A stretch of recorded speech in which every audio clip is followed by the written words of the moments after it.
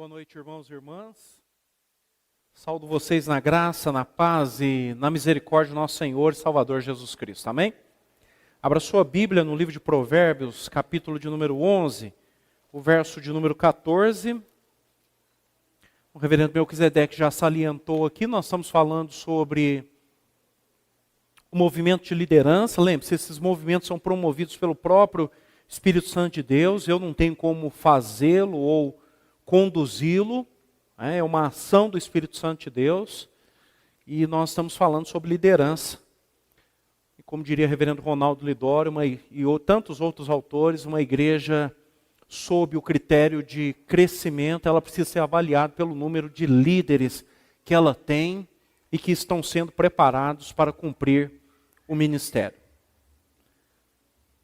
Então nós estamos falando, ou falaremos esse trimestre, sobre o movimento de liderança. Falando de conselhos aos líderes, hoje de manhã eu fiz a pergunta e a respondi, como ser um líder bem-sucedido, e agora baseado lá em Provérbios 1:7, e agora à noite eu vou falar, como havia prometido, ou melhor dizendo, vou responder a pergunta, como ser um líder visionário. Abra sua Bíblia, Provérbios capítulo 11, o verso de número 14, ainda que assentados, peço que ouçam atentamente a leitura desse verso. Não havendo sábia direção, cai o povo, mas na multidão de conselheiros há segurança. Vamos ler juntos? Vamos lá? Não havendo sábia direção, cai o povo, mas na multidão de conselheiros há segurança. Oremos. Pai, nós queremos bendizer o teu santo nome. Queremos reconhecer a tua grandeza e a tua majestade. E somos humildes nessa hora em pedir para que o Senhor fale aos nossos corações. Que bom saber que o Senhor já vai preparando o nosso coração para ouvir a verdade do Senhor. Mas o Senhor sabe da nossa indisposição, sabe das nossas inquietações, preocupações que tanto nos atrapalham. Que nesse momento o teu Espírito então possa nos convencer e possa nos ajudar para que possamos ouvir, compreender e colocar em prática a palavra do Senhor. Fala aos nossos corações, levanta homens e mulheres capacitados para ser líderes da tua igreja, para ser líderes nesse mundo, que é o reino do Senhor, para que nós possamos de fato promover a transformação prometida pelo Senhor através da comunicação do Evangelho nas mais variadas esferas da sociedade. Muito obrigado pelo teu amor, pela tua graça, a certeza da bondade do Senhor. Em tudo nós te louvamos e te agradecemos no nome santo de Jesus. Amém. Amém. Bom, rapidamente algumas perguntas e elas são norteadoras para que nós possamos responder essa pergunta que é meu tema nessa noite. Como ser um líder visionário? A primeira pergunta que nós precisamos responder, se você ainda não respondeu, precisa responder, é: qual a visão de Deus para a sua vida? Deus te chamou para quê, afinal de contas? Depois, qual a visão de Deus para a sua família? E hoje, talvez essa seja a crucial, Qual a visão de Deus para a sua família? Você sabe? Você consegue dizer, não, Deus quer isso da minha família.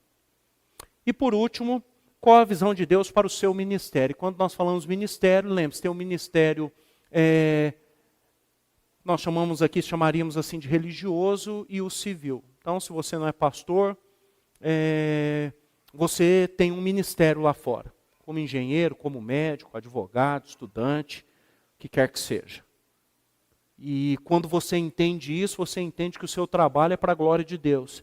Isso muda muita coisa. Quando você não entende, é um peso, você sempre vai achar que ganha pouco, e ganha mesmo, mas não vai resolver muita coisa, e há uma certa frustração no seu coração, e você vai vivendo aqui mais angustiado, ou desejando a aposentadoria, e aí vai ser um outro sofrimento, ou imaginando assim, se eu tivesse estudado mais, se eu passasse naquele concurso. E alguns vão dizer, se eu me tornasse político, Então, todos os caminhos errados aí na perspectiva de Deus, no sentido de ser uma solução, porque quem nos sustenta é Deus.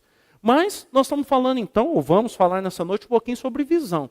Visão significa aquilo, basicamente assim, visão é onde nós queremos chegar. É um futuro desejável. Ainda não aconteceu, mas eu quero chegar lá. Então eu dou passos, ou eu vislumbro esse futuro, eu acredito nele, e aí então eu luto para que ele possa acontecer. Tá? Então quando alguém te falar, você vai aí, empresa, tem tudo lá, né? Visão, missão. Mas para nós, a nossa visão vem de Deus. Então não é a minha visão, não é a minha visão do mundo, não é a minha visão da igreja, não é a minha visão da minha vida ou da minha família. É a visão que Deus deu, ou para nós, ou deu, no caso para mim, e eu preciso fazer. É sobre isso que a Bíblia fala. Se você se lembrar, falei um pouquinho sobre isso em janeiro, quando preguei aqui sobre oração por propósito. Tá? Então, porque hoje fala, né, tudo é propósito, mas o propósito que se fala, e principalmente os coaches, é mais para você ser rico, bem-sucedido na perspectiva do mundo. O nosso é viver para Deus, onde Ele nos colocar, como Ele colocar, entendendo que isso é o melhor, quer nós entendamos ou não. Então isso extrapola aquilo que está diante de nós. Estamos no livro de Provérbios, como disse hoje de manhã, o livro de Provérbios é um livro de sabedoria ou sapiencial.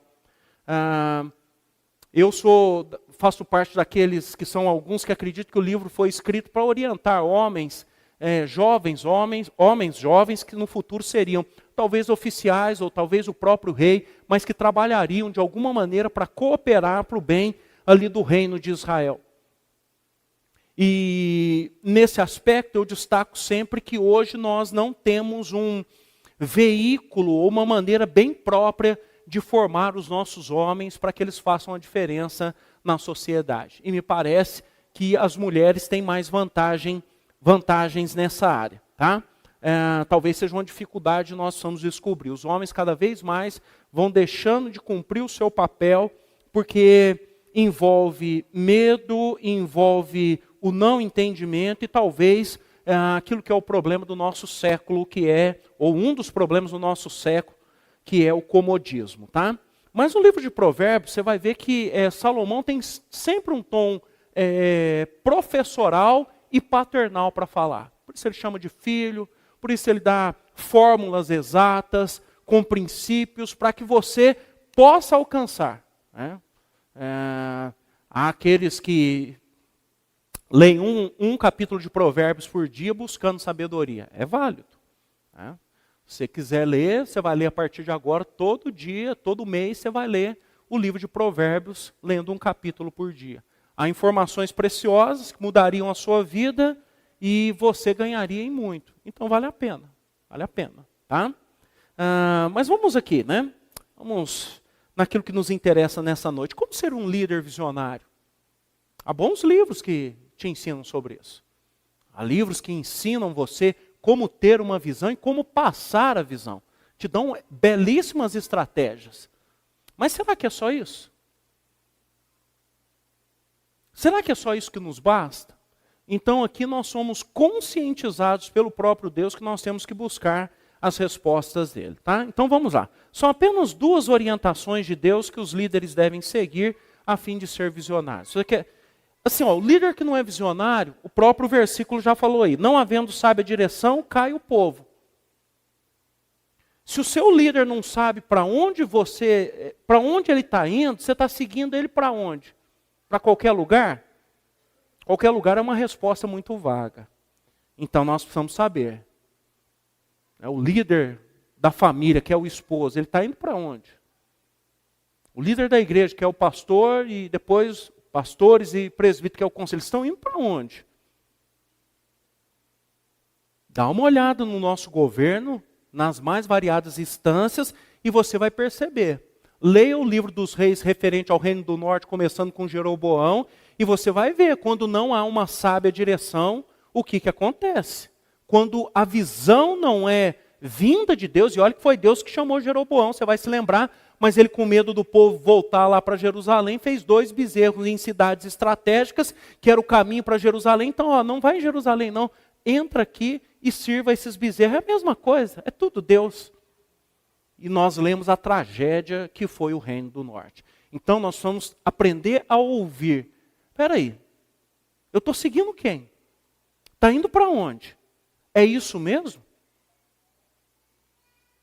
E esse cuidado precisa ser tomado principalmente, e daqui a pouco eu falo sobre isso, se o líder for carismático, ou aquele líder personal no sentido de te envolver, te abraçar, te agradar, daqui a pouco você faz o que ele quer. Tá? Então vamos lá. Primeira orientação de Deus que os líderes devem seguir a fim de ser visionários. Buscar a visão de Deus. É a parte mais difícil. Todo mundo quer ser líder. Principalmente isso manifestar alguma forma de poder. Raríssimas pessoas querem ser líder de algo que está no buraco. Seja uma igreja, uma empresa, um país, o que quer que seja. Mas quando as coisas estão boas, todo mundo fala, se eu tivesse lá, hein, eu faria assim, olha, eu ia dar uma ajeitada, tal. Todo mundo quer ser líder. Mas poucos querem buscar a visão de Deus. E perguntar, Deus, o que o Senhor quer de mim como líder? Porque isso dá um trabalho, mas sem essa direção clara de Deus, você como líder, você homem ou mulher, está fadado ao fracasso. Pode ser muito bem sucedido aos olhos do mundo, mas será um fracassado. Quando você lê de Jeroboão, o homem era um gênio do mal, mas era. O que ele fez é algo incrível, só que levou o povo do reino do norte para o buraco. Se você se lembrar, em 722, quando o reino cai, o cronista ainda coloca lá, e o povo nunca se apartou dos pecados de Jeroboão, filho de Nebate. O homem já tinha morrido há mais de 250 anos atrás. Ele conseguiu colar na mente, né? Cadê o pessoal aí da propaganda? Colou na mente do povo, que depois de 250 anos o povo ainda se lembrava, talvez nem lembrava dele, mas os bezerros de ouro lembravam-se e os adoravam. Então, buscar a visão de Deus não é fácil. Então, o que é preciso? Então, vamos lá. É preciso dedicar tempo, energia e reflexão diante de Deus e da palavra de Deus. Como? Com humildade, em oração e jejum, a fim de ouvir ou receber a visão de Deus para a sua vida e ministério. Sem isso, não vai. Sem isso, você vai começar a copiar um monte de gente. Fala, não, quero ser igual o fulano, quero ser igual o Beltrano. Eu vou fazer assim. Se o fulano está fazendo, também vou fazer. Se o fulano ali falou que isso aqui dá certo, li um livro agora, esse é o livro da época. Aí você lê, vai para aquele lado. Você fica, entendeu? Sendo jogado de lá para cá e não chega em lugar nenhum. Por quê? Porque você, e aí no nosso caso aqui, entendo que eu estou falando com homens e mulheres que creem em Jesus como Senhor e Salvador das suas vidas. Porque você não perguntou, Deus, qual é a vontade do Senhor para a minha vida? O Senhor está me chamando para quê? O Senhor quer que eu lidere o quê? E aquilo que Deus quiser de você, isso há de lhe trazer satisfação, desde que você não fique se comparando com ninguém. Tá? Então, se você foi nomeado como líder, de quaisquer coisa, seja dentro ou fora da igreja, e não sabe a visão de Deus para a sua vida ou para o seu ministério, você vai levar as pessoas para o buraco. Para uma derrocada muito grande. Principalmente se você for um líder carismático. Que abraça, que beija, que pega as pessoas no colo, que joga para cima. Mas vocês lembram, há casos, né? Principalmente nos Estados Unidos. Pregador famoso de uma seita, lembra? Falou, vamos todo mundo tomar veneno. Eu também vou tomar. Todo mundo tomou e morreu. Não há evidências que ele obrigou ninguém. Sabe aquele negócio com revólver, você vai tomar? Ele falou assim, gente, nós vamos tomar. E tomou. Ensina, eu leio muito sobre liderança. Ensina-se técnicas para fazer vocês chorarem. Tem gente que usa técnica para fazer vocês trazerem um dinheiro. Pode ver, aqui, por isso que aqui é não sei que rasgar. Irmãos, é nossa função entregar os dízimos, nós vamos cantar e você vai fazer a sua dedicação. Se começar a contar as nossas dificuldades aqui, né, reverendo Melquisedeque? Falar, irmão, vocês não sabem o que nós estamos passando. Irmão, se vocês fossem mais generosos. Primeiro que nós convencemos são as mulheres. Os homens são mais duros. Mas se convencer a mulher vai cutucar o marido e falar, vai lá, leva o dinheiro lá. E ele que não leva não para ele ver. Mas aí eu estou criando um sério problema diante de Deus, de quem um dia eu vou prestar conta cara a cara. Por isso que as coisas no reino de Deus, é isso que eu estou tentando falar para vocês, são questões sérias. Se nós abraçamos, beijamos, pegamos no colo, joga para cima, tem que ser por amor, não por quaisquer outros interesses. Já foi lido aqui nessa noite, se referindo ao povo de Israel. Quem era o grande líder de Israel? Não era Moisés, era o próprio Deus que ia à frente. Por isso Moisés foi bem sucedido. Porque quem ia à frente, até mesmo dele como líder, era o próprio Deus. Então vamos lá. Como é que se descobre a visão de Deus então? Buscando, você vai ter que perguntar, não tem outro jeito. Vai orar, vai jejuar. Não adianta você querer ficar lendo um livro pronto. Eu acho que a minha vocação é igual para o fulano. Se você acha, tem que perguntar para quem tem certeza que é Deus. Por exemplo, Moisés. Qual foi a vocação de Moisés? Conduzir o povo de Israel até a terra prometida. Semana que vem à noite eu vou falar sobre isso. O menino, o homem e o líder. Divide basicamente a vida de Moisés. E nos ensina como Deus trabalha para que nós cheguemos ao ponto que Ele quer, a fim de que Ele nos use como grandes líderes. Neemias, a maioria aqui não ia querer. Reconstruir muros, já pensou? Você fala, eu vou lá mexer com o muro? Eu fui chamado para algo muito maior. Essa era a grande missão espiritual de Neemias. Reconstruir os muros de Jerusalém. E o que ele fez com dedicação, amor, e isso transformou a vida do povo. Daniel, ser um alto oficial do rei. Aí você gostou, né? Mas lembra, tem uma vírgula. Como escravo. Outra vírgula. Num reino extremamente hostil e aos filhos de Deus também hostil.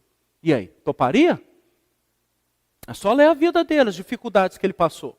E se Deus não interviesse com o seu poder, o que seria de Daniel e seus amigos e tantos outros ali naquele reino? Entendeu, meus irmãos? O apóstolo Paulo, conhecido como apóstolo aos gentios, levar o evangelho aos gentios. Qual que era a ênfase do ministério dele? Pregar o evangelho onde Cristo ainda não foi anunciado. Pedro era falar para os judeus. Aí Pedro poderia ter ficado com inveja e falou, não, eu também quero falar para os gentios. Um dia eu falei para Cornélio, por que agora eu não posso? Se eu falei para Cornélio e deu certo, agora eu também quero falar para os gentios. Por que Paulo é o... Porque Deus chamou. É isso que você tem que entender. É porque Deus chamou. Às vezes você quer ser uma coisa que Deus não te chamou. E porque você não perguntou. Porque se você perguntar e ele falar aquilo que ele quer de você, você vai ter satisfação por isso. E falar, é para isso que Deus me chamou. Eu sempre conto a minha história. Deus me chamou, eu tinha 16 anos de idade, para o ministério pastoral. E disse para mim, e é duas possibilidades. Você vai me servir como um missionário. Ou você vai ter uma maior igreja missionária no Brasil, ou eu vou te levar para uma outra nação. Estou esperando uma coisa ou outra. Entendeu? Quem falou foi ele, não fui eu. Mas é diante disso que o meu ministério é pautado. E se você for em Franca, eu falava as mesmas coisas que eu falo hoje. Entendeu? E se você quiser que eu fale outra coisa, não tem como. Essa é a vontade de Deus. Esse é o chamado de Deus. Eu entendo e Ele me chamou para que eu cumpra isso. E a minha família a mesma coisa. Eu pus o nome dos meus filhos. O nome dos meus filhos já é uma evangelização. Você tem que chegar para o mais velho e falar, Elias, o que significa? Meu nome significa Iavé, que é o nome de Deus, que Ele é o único Deus que existe. Aí o resto é com Ele de pregar o evangelho para as pessoas. O do meio, que é o Josué, não, meu nome significa Iavé salva, que é o mesmo nome que Jesus Cristo. Você conhece Jesus Cristo? Ele também já pode evangelizar. E o último é Emanuel, que significa Deus conosco. Significa o que seu nome? Meu nome significa Deus conosco. É um nome dado a Jesus Cristo, que foi o próprio Filho de Deus que se encarnou. E prega o evangelho. O que eles vão ser? Vão ser ricos, pobres? Não sei. Isso não nos interessa. Interessa que eles cumpram o papel deles como filhos de Deus e honrem a Deus. O maior campo missionário é a sua família, tá? Não é evangelizar seus vizinhos. Se você não começar pela sua família, você vai ter grandes problemas. Então, assim, a primeira coisa, busque a visão de Deus. Pergunte, gente, se nós temos um Deus pessoal que responde. Não houve na história alguém que perguntou e Deus não respondeu.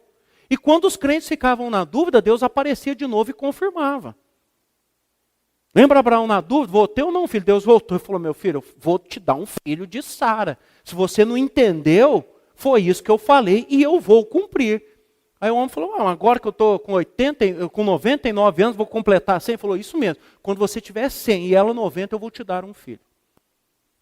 Mas as regras de mulher dela já cessou. Não há impossíveis para o Deus Todo-Poderoso que subjuga toda e qualquer circunstância. Não duvide do poder de Deus. Talvez nós vamos dizer assim, mas agora que eu estou velho, Senhor, agora não quero mais não. Não é assim que funciona. É o tempo dele, são as coisas do jeito dele. Um versículo para você guardar, dois para você guardar no seu coração. No ano passado eu preguei sobre ele aqui. Atos 26, 19 e 20. O reverendo, era reverendo também. O apóstolo Paulo, diante do rei Agripa, disse assim: pelo que, ó rei Agripa, não fui desobediente à visão celestial, mas anunciei primeiramente aos de Damasco e em Jerusalém, por toda a região da Judéia e aos gentios, que se arrependessem e se convertessem a Deus, praticando obras dignas de arrependimento. É ou não é Atos 1:8? Preguei em Damasco, está invertido, tá? Jerusalém, Judéia, não tem a Samaria, e aos gentios. Eu fiz o que Deus mandou. Eu não fui desobediente à visão dele. Porque no último dia, meus irmãos e irmãs, quando nós chegarmos diante de Deus, Deus não vai perguntar se você foi famoso, se a sua igreja era grande, pequena, se as pessoas gostavam de você. Deus vai perguntar assim: você foi fiel com aquilo que eu te coloquei nas suas mãos? E eu espero responder, e espero que você também responda: sim, Senhor, aquilo que o Senhor me chamou, aquilo que o Senhor colocou nas minhas mãos, eu fiz. Na dependência e no favor do Senhor. Então vamos lá. Segunda orientação. Segunda orientação de Deus que os líderes devem seguir a fim de ser visionários: ter conselheiros sábios e capazes. Olha o que diz o verso, a parte final. Mas na multidão de conselheiros há segurança. A conclusão que nós chegamos é que muitos líderes ou são cabeças duras e não ouvem os seus sábios e capazes conselheiros, ou eles têm péssimos conselheiros, ou eles são ingênuos e acham que vão ser capazes de fazer alguma coisa sozinhos.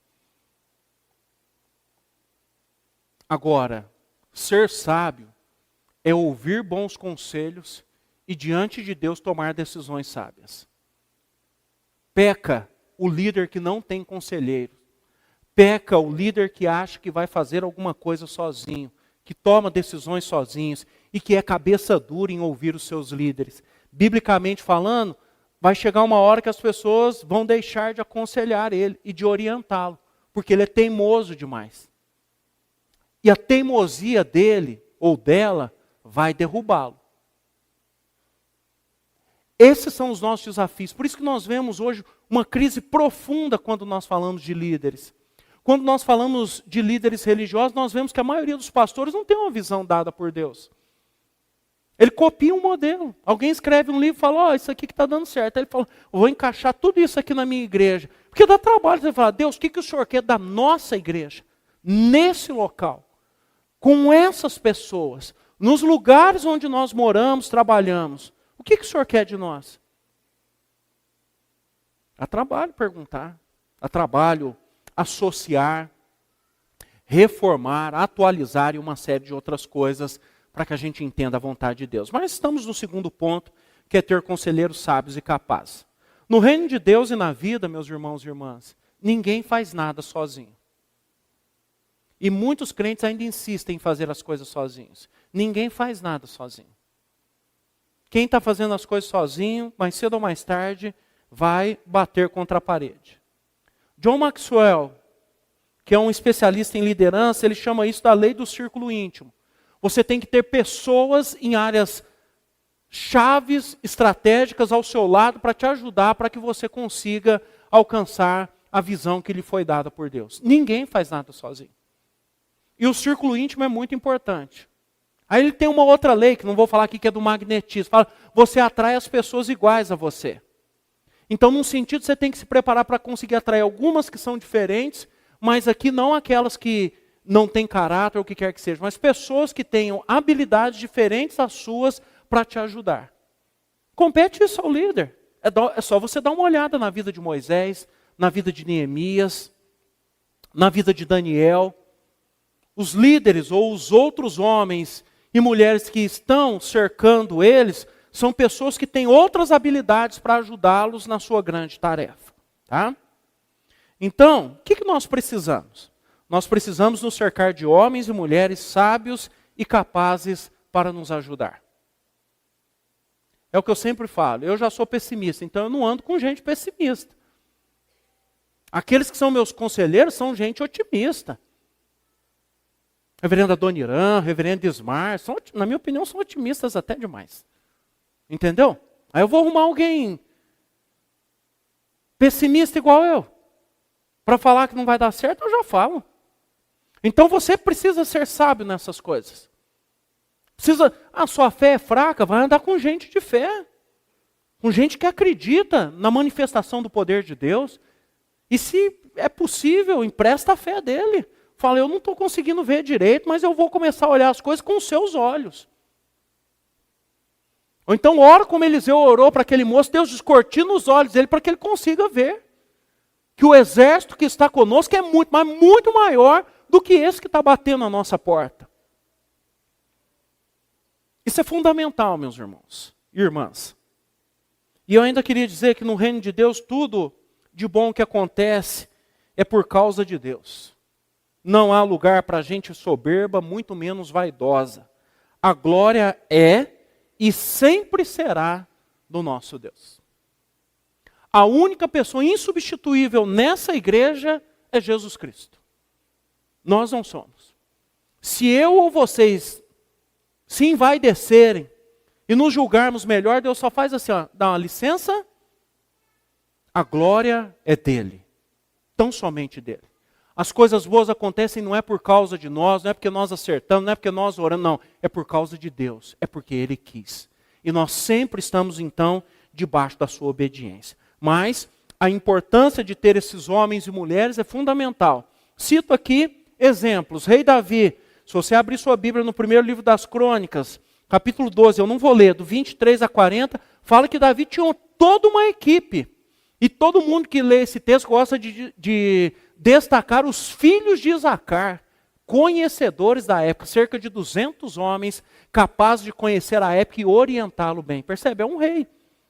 Orava a Deus, lembra? Temente a Deus. Tudo ele perguntava para Deus, mas havia homens capazes. Havia 3 guerreiros que eram os melhores. Depois dos 3 havia 30 guerreiros capazes. Desses 4 se tornaram matadores de gigantes, como o próprio Davi. Ninguém faz nada sozinho. Ninguém faz nada sozinho. E olha que nós olhamos para o reinado de Davi e falamos, olha que belo líder. Que líder capaz. Que homem comprometido com Deus. O rei Salomão, que se tornou o reino mais rico, mais próspero da época. Ele não fez sozinho também. Pediu sabedoria para Deus. Mas se você abrir sua Bíblia lá no primeiro livro dos reis, no capítulo 4, de 1 a 19, fala que havia toda uma equipe. Ele colocou pessoas em cidades-chave, pessoas que mandavam um sustento uma vez por mês a cada ano. Ele tinha um amigo chamado Zabude, que era um conselheiro dele ali, bem próximo, que o orientava e o ajudava. E você fala, não, mas ele não era o mais inteligente? Irmãos e irmãs, Deus não chamou nenhum de nós para andar sozinho. Vou repetir, se você está andando sozinho, vai bater na parede mais cedo ou mais tarde. Nós precisamos uns dos outros e de pessoas sábias que vão nos ajudar nessa caminhada. Se você não tem pessoas capazes para te aconselhar, se você não tem capacidade de ouvir um conselho, digerir ele e entender que a pessoa não está te ofendendo, ela está te falando para que você pondere possibilidades e situações. Fique tranquilo, o conselheiro não decide por você. Ele vai te falar de possibilidades e você tem que tomar a decisão. E nós, como líderes, todas as nossas decisões são tomadas diante de Deus. São tomadas diante de Deus. E aí tem a tragédia, né? Lembra Roboão? Filho de Salomão? Salomão morreu. As pessoas estavam cansadas, praticamente um trabalho como escravo. Um líder chamado Jeroboão, que depois veio a ser rei, foram até o rei Roboão e disseram o seguinte, olha, seu pai foi extremamente duro e pesado conosco. Alivia o jugo, alivia o peso desse trabalho e nós te serviremos. Aí Roboão chamou os conselheiros que eram do pai dele. E falou, gente, e aí, o que vocês acham? O que eu faço? Eles falaram, seu pai realmente excedeu diante do povo na questão desse trabalho. Alivia o jugo e esse povo te servirá para sempre. Aí ele foi perguntar para os moços que cresceram com ele. Aí os moços cresceram com ele, né? Tudo jovem.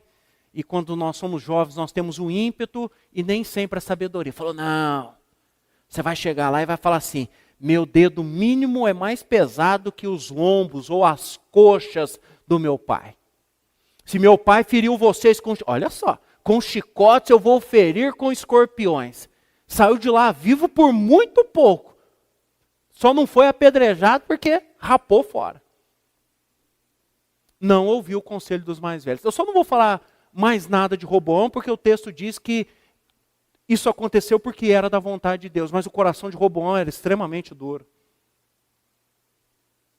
Extremamente duro. E às vezes o nosso coração é extremamente duro para ouvir bons conselhos. O primeiro bom conselho que nós sempre recebemos todos os dias é do próprio Deus quando nós lemos a palavra dele. Então não deixe que o seu coração se endureça também.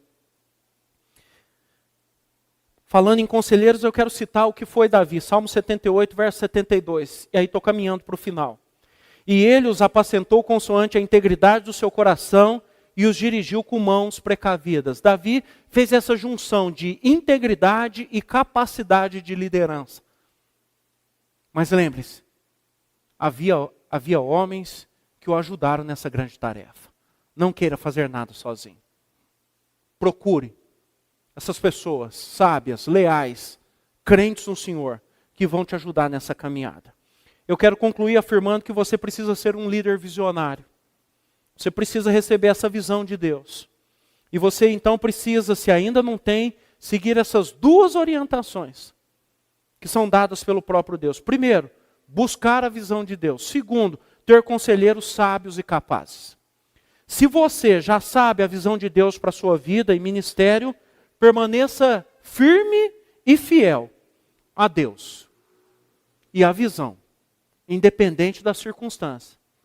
Que não é porque Deus te chamou que as coisas serão fáceis. Basta lembrar dos homens e mulheres narrados ou contadas as histórias deles aí na Bíblia.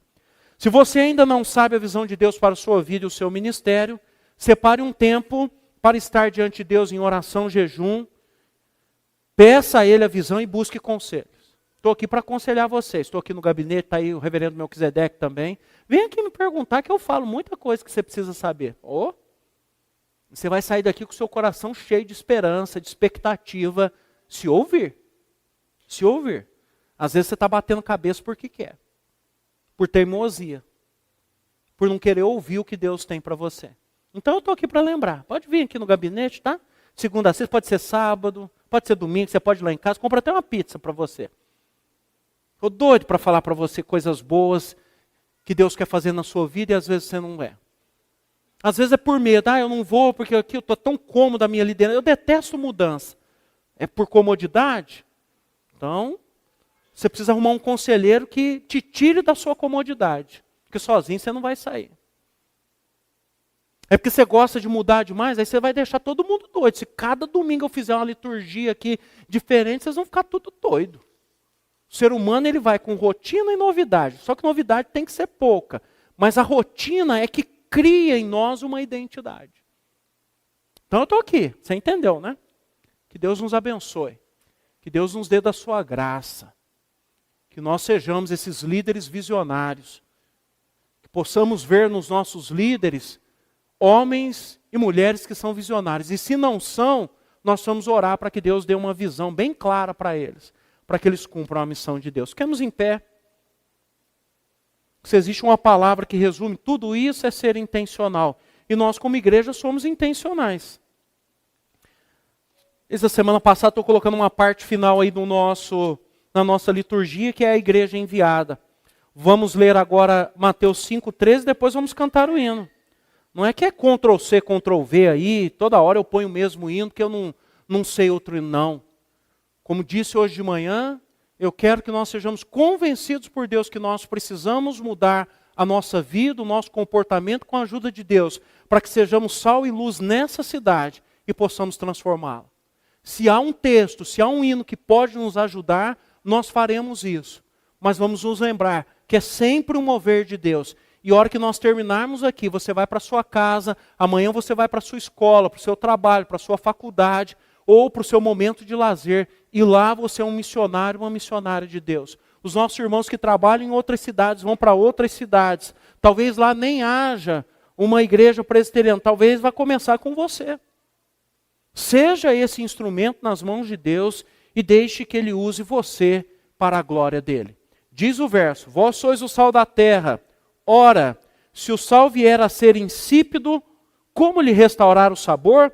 Para nada mais presta, senão para ser lançado fora e ser pisado pelos homens. Nós que estamos aqui, somos o sal dessa terra. Vá,